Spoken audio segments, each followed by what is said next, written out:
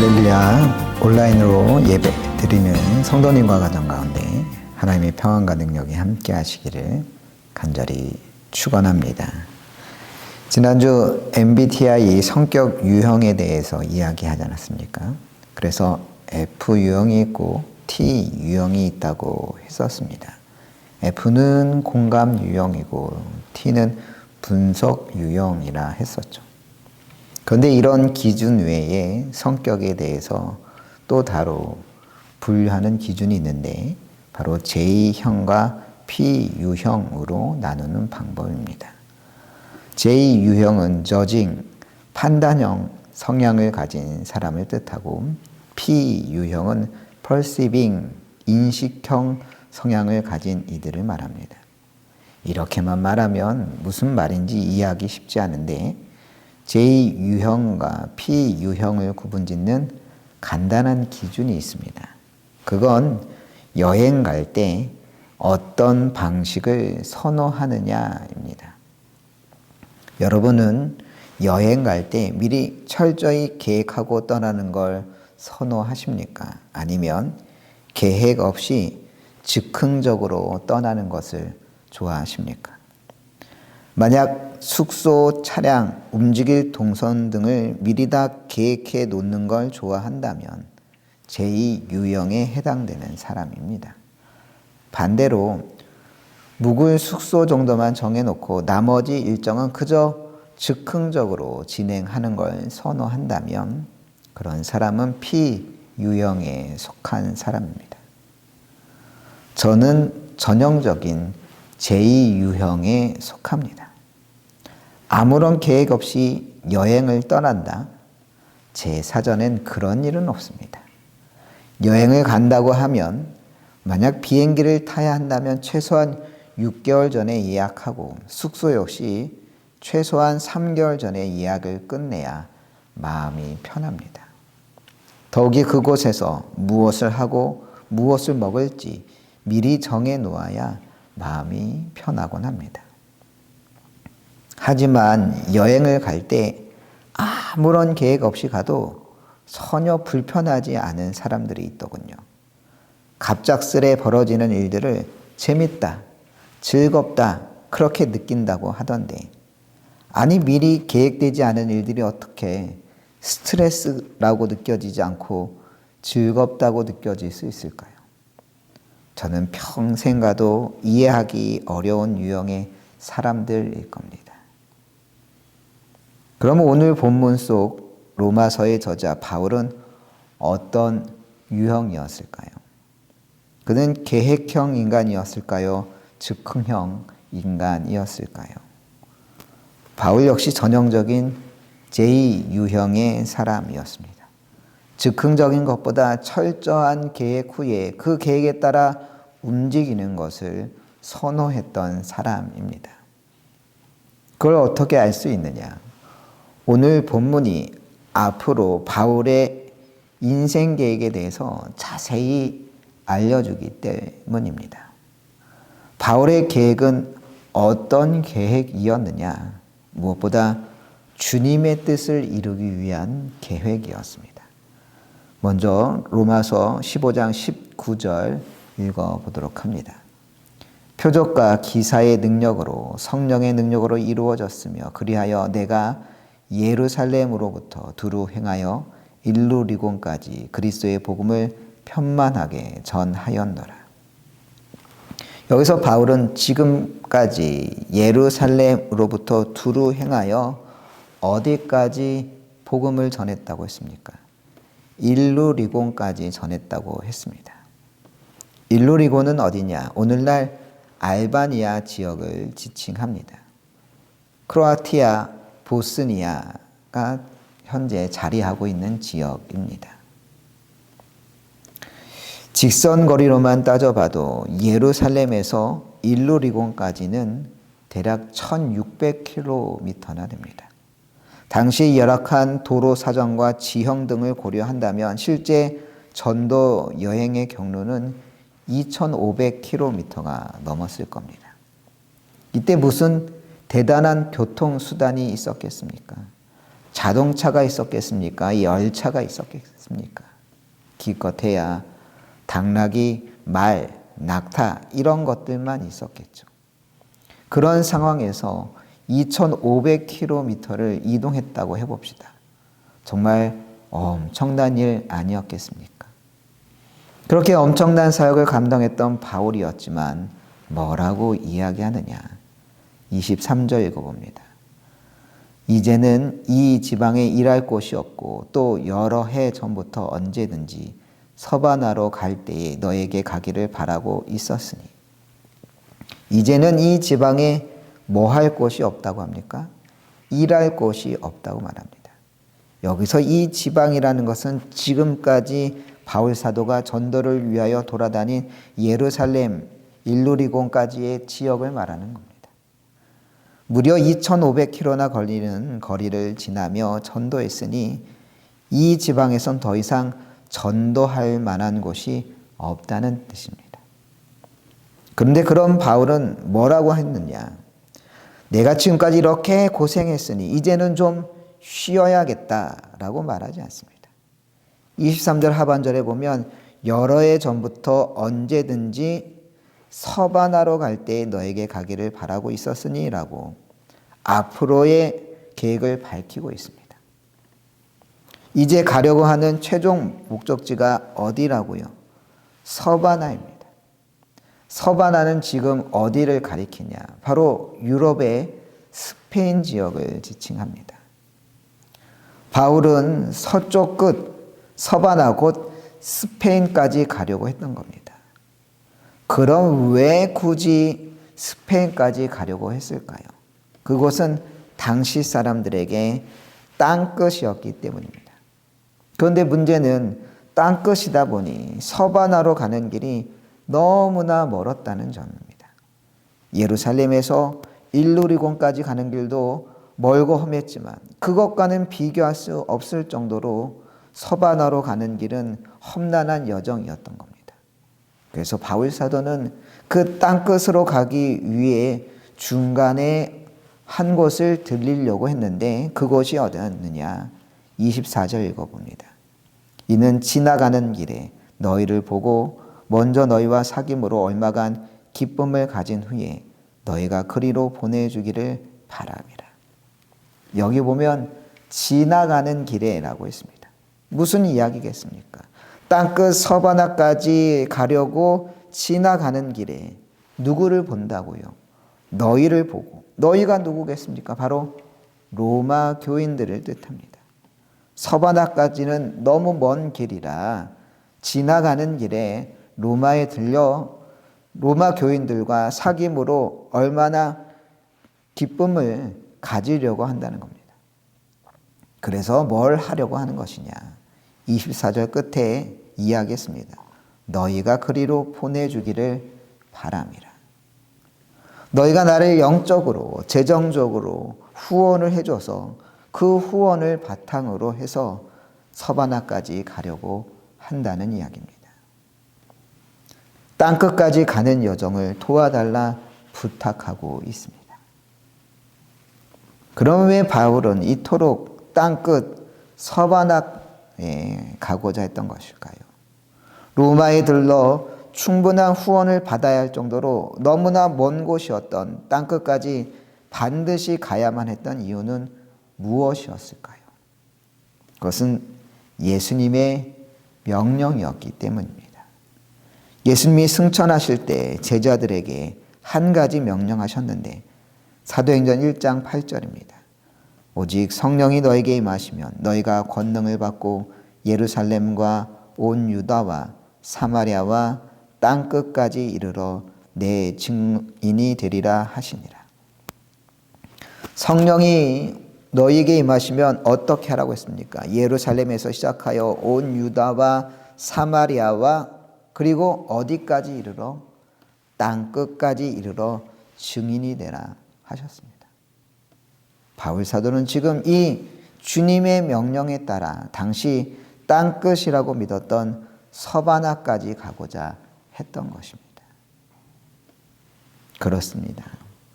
주님의 계획은 서바나까지 가기를 원했던 그 계획을 이루기 위하여 바울 사도가 계획하고 있는 것입니다. 강강하기 위해서도 아니었고 휴양하기 위하여 이런 계획을 세웠던 게 아니었습니다. 사람들과 만나 교제하기 위해서도 아니었고 돈을 벌기 위해서도 아니었습니다. 주님께서 땅끝까지 이르러 증인이 되라 하셨기에 어떻게든 죽기 전에 그 사명을 이루기 위하여 발이라도 닿고자 했던 것입니다. 이것이야말로 신앙인의 계획 아니겠습니까? 누가복음 12장에는 앞날에 대한 계획으로 가득했던 한 부자의 이야기가 등장합니다. 그의 농사가 풍년이어서 거두어들인 소출이 넘쳐났습니다. 예상치도 못한 소득에 기분이 좋아진 이 부자는 다음과 같이 앞날을 계획합니다. 누가복음 12장 18, 19절입니다. 또 이르되 내가 이렇게 하리라. 내 곡간을 헐고 더 크게 짓고 내 모든 곡식과 물건을 거기 쌓아두리라. 또 내가 내 영혼에게 이르되 영혼아 여러 해 쓸 물건을 많이 쌓아두었으니 평안히 쉬고 먹고 마시고 즐거워하자 하리라 하되. 여러분 생각해 보십시오. 이 부자가 이런 계획을 세운 게 문제일까요? 아니죠. 계획한 것이 잘못이 아니라 그 계획이 그저 세속적인 계획일 뿐이었다는 게 문제였습니다. 그의 계획은 하나님의 뜻과는 전혀 상관없다는 게 문제였습니다. 하나님의 계획은 무엇이었느냐? 20절 읽어봅니다. 하나님은 이르시되 어리석은 자여 오늘 밤에 내 영혼을 도로 찾으리니 그러면 내 준비한 것이 누구의 것이 되겠느냐 하셨으니 그 밤에 그 영혼을 어떻게 하신다고요? 도로 찾으리니 라고 했습니다. 이 세상에 있던 그 영혼을 하나님께서 다시 찾으신다는 겁니다. 그러면 어떻게 되느냐? 20절 하반절에 이야기합니다. 내 준비한 것이 누구의 것이 되겠느냐라고 했습니다. 여기서 준비하다라고 번역된 단어는 헬라어 원어로 헤토이마사스라고 하는데 이 단어는 미리 계획하다, 미래를 대비하다라고 하는 뜻을 가지고 있습니다. 그런 의미를 살려 번역한다면 내가 미래를 위해 계획한 것이 무슨 소용이 있겠느냐 이런 의미인 겁니다. 그렇습니다. 우리의 미래의 계획이 그저 나 혼자만의 생각이라면 그게 무슨 소용이 있겠느냐라고 말씀하고 있습니다. 우리의 계획에는 무엇이 있어야겠습니까? 바로 하나님의 뜻이 있어야 할 줄로 믿습니다. 세상 사람들의 흔한 인생의 목표는 뭐냐? 입신양명입니다. 입신양명, 사회적으로 출세해서 이 세상의 이름을 알리는 것이 인생의 목표고 그 목표를 실현하기 위하여 나름의 인생 계획을 짜곤 합니다. 그럼 그런 입신양명하는 게 잘못된 것이냐? 물론 그렇지 않습니다. 더욱이 신앙인에게도 이런 세속적인 목표가 당연히 있을 수 있습니다.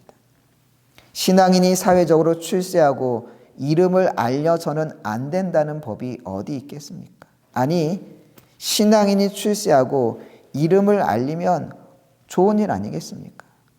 신앙인이 대통령이 되고 신앙인이 베스트셀러 작가가 되고 신앙인이 그룹 총수가 되고 이런 일이 나쁜 일이겠습니까? 아니죠. 좋은 일입니다. 장려할 만한 일입니다. 하지만 그것으로 끝나서는 안 됩니다. 입신양명이 우리 인생의 최종 목표가 되어서는 안 됩니다. 입신양명하여 이름을 얻고 재물을 얻는 가운데 내 인생에 허락하신 하나님의 계획과 뜻이 무엇인지 물어야 합니다. 하나님의 계획 가운데 나의 역할은 무엇인지 물어야 합니다. 여러분의 인생 계획에는 어떤 것들이 있습니까? 그저 나의 계획, 내가 잘 살고 내 가정이 잘 사는 계획만 있는 것은 아닙니까? 여러분의 인생 계획에 하나님의 뜻이 이루어질 수 있기를 소망합니다. 그저 나를 위한 계획으로 그치는 것이 아니라 바울 사도처럼 진정 자신의 인생 계획 속에 하나님의 뜻을 구하며 그 뜻을 이룰 수 있는 여러분 되시기를 소망합니다. 서바나 땅끝까지 가려는 큰 계획을 세웠던 바울 사도지만 그렇다고 당장 그 계획대로 실행할 수가 없었습니다. 왜냐하면 바울 사도에게는 먼저 지금 해야 할 시급한 일이 있었기 때문입니다. 25절 읽겠습니다. 그러나 이제는 내가 성도를 섬기는 일로 예루살렘에 가노니. 지금 이제는 어디부터 가야 한다고요? 예루살렘에 가야 한다고 했습니다.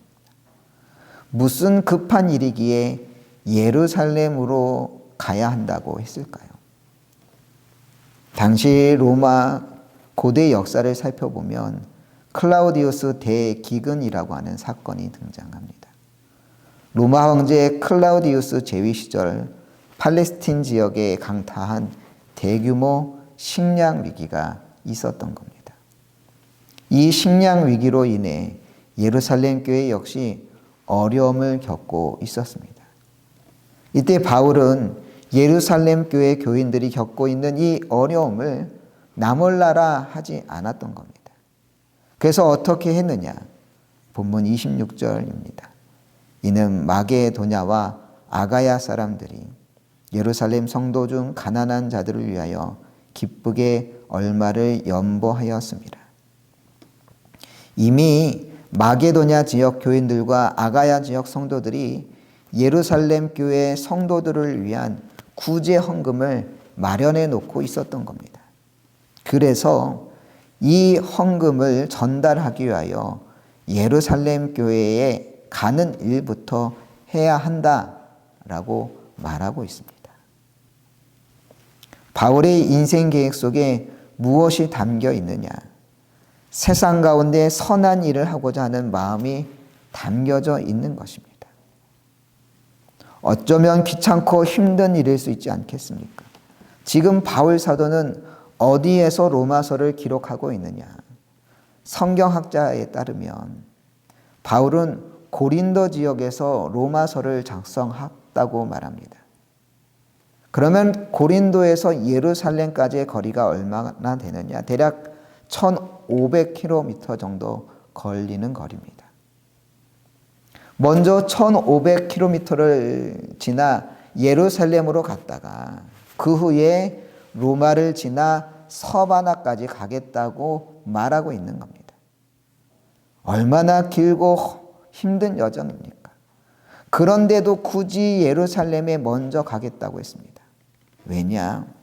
예루살렘 교인들이 지금 어려움에 처해 있으니까. 본문 27절입니다. 저희가 기뻐서 하였거니와 또한 저희는 그들에게 빚진 자니 만일 이방인들이 그들의 영적인 것을 나눠 가졌으면 육적인 것으로 그들을 섬기는 것이 마땅하니라. 여기서 저희는 마게도냐와 아가야 성도들입니다. 저들이 기뻐서 구제 헌금을 이미 모았다는 겁니다. 예루살렘 교인들에게 영적으로 큰 도움을 받았으니 이제 그들 예루살렘 교인들을 육체적인 것, 세상적인 것, 곧 돈으로 섬기는 것이 마땅하다라고 말하고 있습니다. 이게 왜 중요하겠습니까? 바울 사도의 인생 계획 속에 어려운 이들을 돕고자 하는 일이 그 어떤 일보다 중요한 일로 앞세우고 있다는 점입니다. 세계 최대의 DFS 면세점 체인을 창업한 척 피니라고 하는 인물이 있습니다. 척 피니는 가난한 이민자 가정 출신으로 어렸을 때부터 생계에 뛰어들어 이미 10살 때 크리스마스 카드를 판매하기도 했습니다. 이후 샌드위치 장사를 하면서 악착같이 돈을 벌어 29살에는 친구들과 함께 면세점 사업을 시작했습니다. 때마침 여행 붐이 일면서 면세점 사업은 엄청난 호황을 맞아 40대에 이미 억만장자의 반열에 오르게 됩니다. 하지만 주변 사람들의 평가는 극히 부정적이었습니다. 그는 돈밖에 모르는 사람이다 라고 하는 평가가 주를 이루었습니다. 그는 여전히 어떻게든 사소한 비용까지 악착같이 아끼려 해서 직원들에게 이면지를 쓰도록 했고, 소송에 휘말렸을 때 변호사 수임료마저 깎으려 했으며, 경제인들 모임에서조차 끝까지나마 계산하지 않으려고 자리를 일찍 뜨곤 했다고 합니다. 미 경제 주간지 포브스는 그를 이렇게 평가했었습니다. 돈 많고 무자비하며 결단력 있는 갑부. 그런 어느 날 DFS 면세점 매각 문제로 척빈이는 법정 분쟁에 휘말리게 되었고, 이로 인하여서 비밀 회계 장부가 드러나게 되면서 미 전역이 발칵 뒤집혔었습니다. 뉴욕 컨설팅 회사라고 하는 이름으로 15년간 수십억 달러를 지출한 수상한 내역이 발견되었던 겁니다. 당연히 부정적인 방법으로 재산을 축적해온 게 아니냐라고 하는 의심을 샀습니다. 그런데 그 수상한 지출 내역의 정체는 뭐였느냐? 알고 보니 15년 동안 사람들 몰래 기부해왔던 내역이었습니다. 척피니는 15년간 2,900회에 걸쳐 무려 40억 달러, 우리나라 돈으로 6조 원에 이르는 돈을 몰래 기부했던 겁니다. 1982년 비밀리에 아틀란틱 기부재단을 설립하여 미국, 베트남, 필리핀, 쿠바 등 많은 나라의 교육, 인권, 과학, 의료 증진을 위하여 기부하며 혹시라도 자신의 기부 사실을 알릴 경우 기부를 포기하겠다는 엄포까지 놓았다고 합니다. 척피니는 왜 그렇게까지 기부 사실을 숨기려 했던 것일까요? 척피니의 어린 시절 형편이 매우 좋지 않았지만 그때에도 신실한 기독교 신앙이었던 어머니는 남을 돕는데 앞장섰습니다. 특별히 적십자 자원봉사 간호사로 일하면서 어머니는 아들에게 받는 이의 부담을 덜어주고 싶다면 자랑하지 말라라고 신신당부했다고 합니다. 그런 어머니의 가르침대로 척피니는 자신의 기부 활동을 철저히 숨겨왔던 겁니다. 하지만 자신의 은밀한 기부 행위가 그렇게 드러난 이후에도 척피니의 기부는 계속되어 하루 단위로 환산할 때 매일 약 11억씩 기부하여 한평생 총 80억 달러, 하나로 거의 11조에 이르는 돈을 기부하였습니다.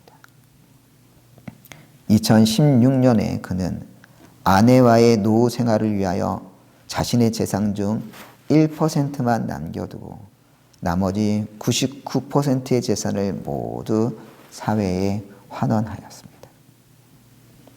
왜 이토록 열심히 기부하는 것이냐는 기자의 질문에 그는 답했습니다. 돈은 매력적이지만 그 누구도 한꺼번에 2켤레의 신발을 신을 수는 없습니다.